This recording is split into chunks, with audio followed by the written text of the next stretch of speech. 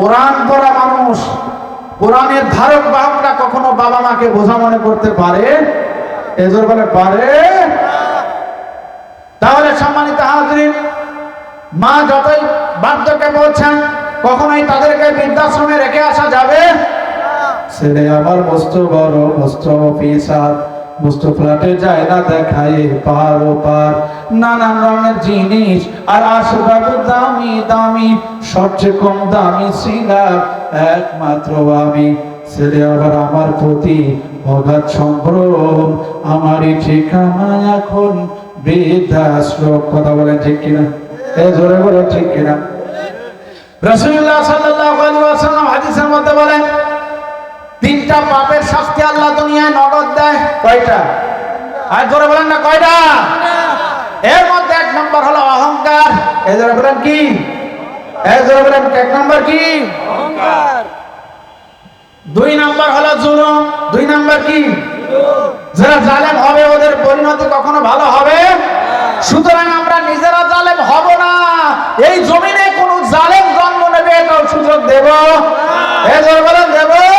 আল্লাহ কারো ধরে না, ধরলে কারো আল্লাহর মার দুনিয়ার মার, আর আল্লাহ যখন ধরে গোটা বংশ শুদ্ধ শেষ করে ফেলে। কথা বলেন ঠিক কিনা? জোরে বলেন ঠিক কিনা? তাহলে দুই নাম্বার জালেমের শাস্তি আল্লাহ নগদে দিয়ে দেন।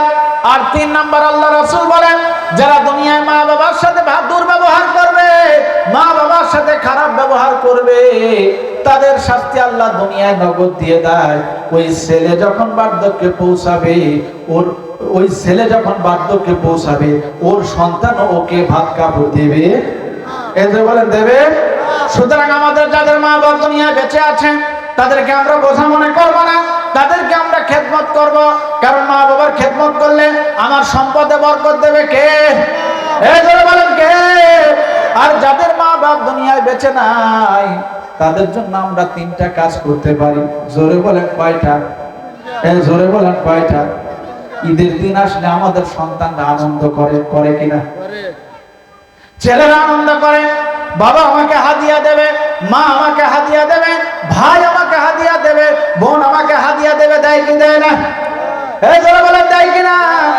যে এলাকায় কোরআনের মাহফিল হয় ওই এলাকায় যত মুর্তিকান্ডা কবরে শুয়ে থাকে তারা আজকে আমাদের দিকে তাকিয়ে আছে।